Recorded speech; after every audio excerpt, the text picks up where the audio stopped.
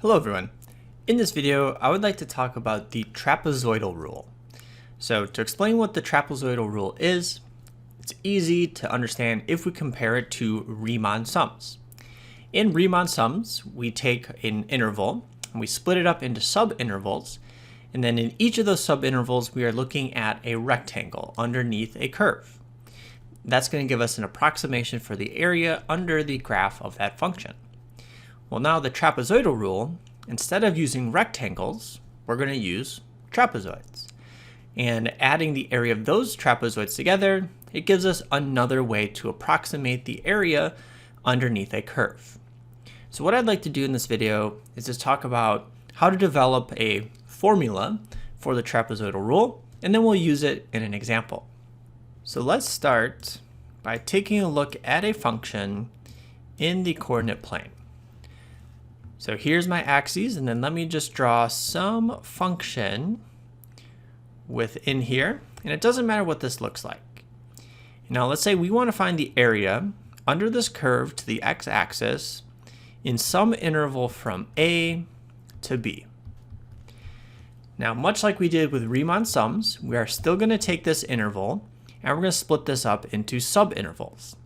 So let me just split this up into a couple different pieces here.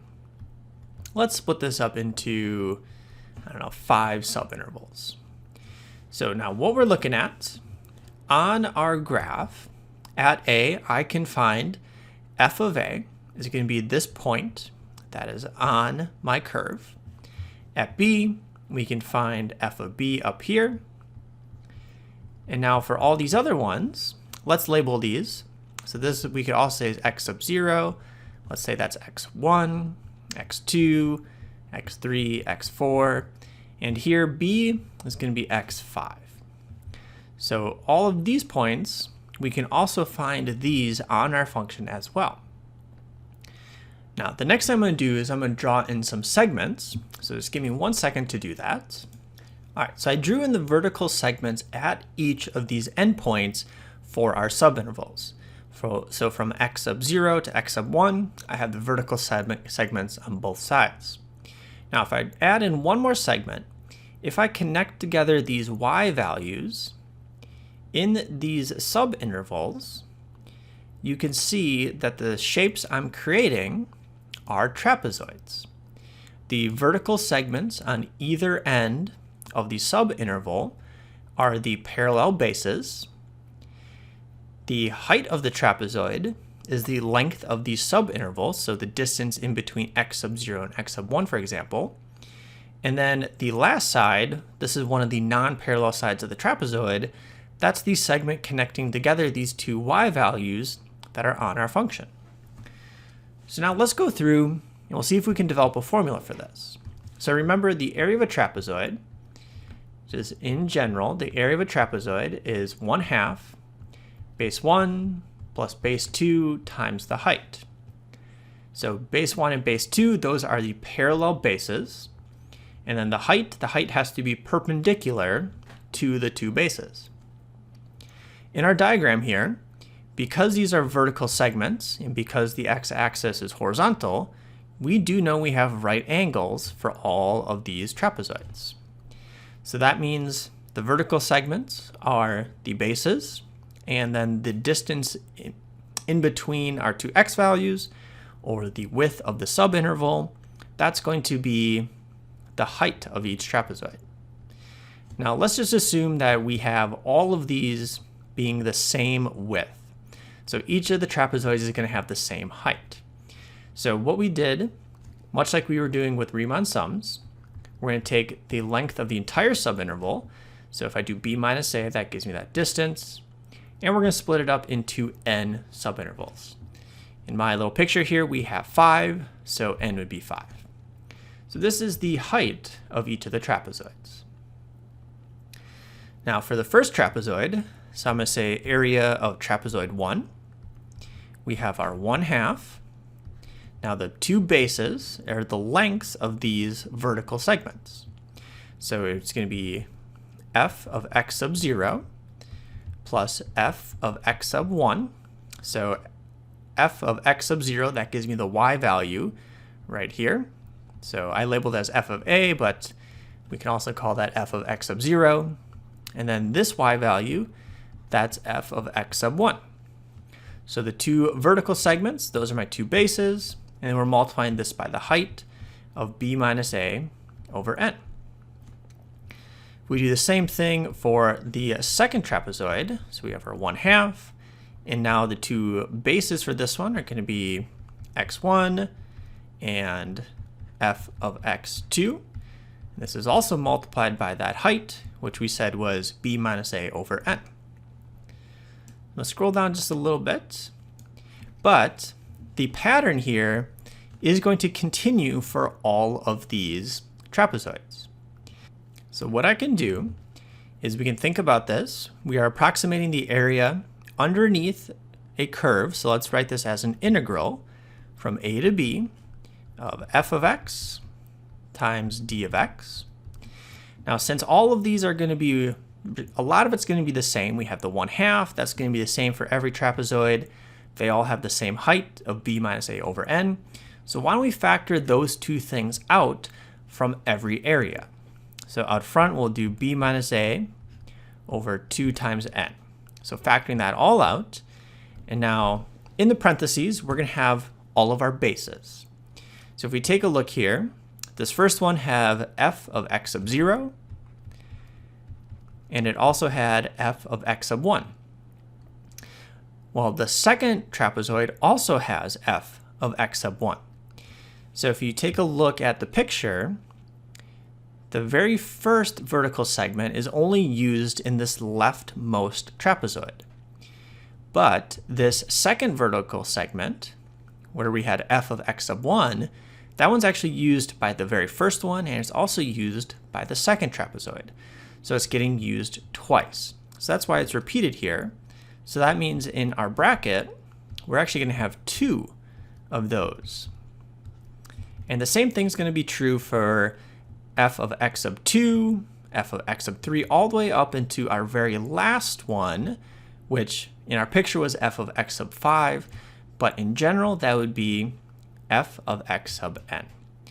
So we have 2 times f of x sub 2, and then this will go all the way up to f of x sub n. And that last one, there's only one of those. But for the rest of them, so the very first one, there's going to be 1. The very last vertical segment, there's going to be 1. But all the ones in between are getting used twice by these trapezoids, so there's 2 of them.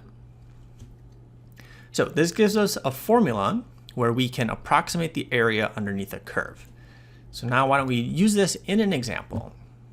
All right, so my example, use the trapezoidal rule with n is equal to 4 to approximate the following definite integral. So our integral is going from 0 to pi of sine x times dx. So our interval is from 0 to pi. And we want to split that up into 4 subintervals. The width of each of these subintervals, or the height of each of the trapezoids, is going to be pi minus 0 divided by 4 because there's 4 of them. So each one is going to be pi over 4 units wide.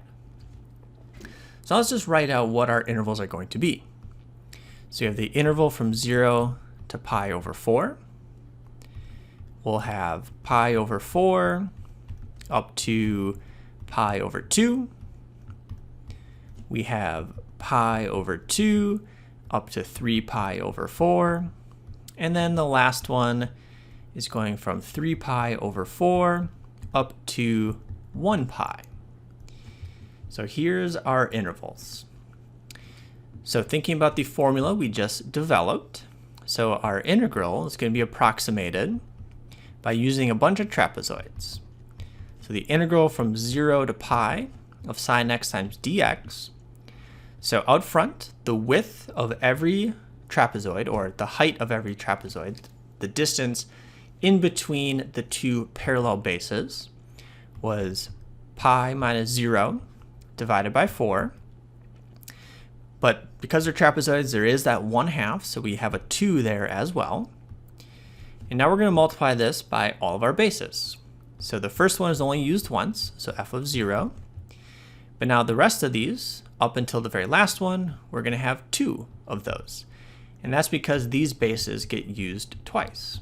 So 2 times f of pi over 4, we have 2 times f of pi over 2, plus 2 times f of 3 pi over 4. And then the last one is pi, and that one's only getting used once, so that's just f of pi. So now we can go through and we can evaluate this. Out front, we can simplify. This will just be pi over 8. And now in the brackets here, we're going to take each of these x values and we're going to plug them into our function, which is the sine of x. So sine of 0 is 0. Here we're going to have 2 times, if I plug in pi over 4, the sine of pi over 4 is the square root of 2 over 2. Now we'll have 2 times f of pi over 2. The sine of pi over 2 is equal to 1. 2 times the sine of 3 pi over 4. 3 pi over 4 is also the square root of 2 over 2. And then our last one, the sine of pi, we're back down to 0. All right, now let's do a little bit more simplifying.